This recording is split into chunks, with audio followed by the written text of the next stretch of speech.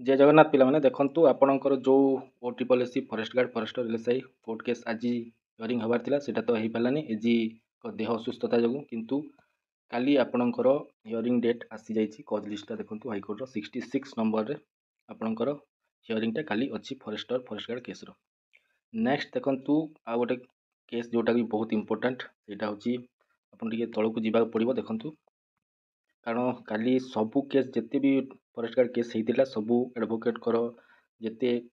applicant थे समस्त petitioner को ना अच्छी 66 नंबर देखंतु इठी विथ लिखाई 66 विथ सबू पिटिशनर को ना अच्छी किंतु तल गोटे जीवा देखंतु आ गोटे इंपोर्टेंट केस जोटा कि रोचे आपनकर आईआरबी ओएसपी केसटा जोटा कि स्टे होती सेटा मध्य काली हियरिंग अच्छी 67 नंबर रे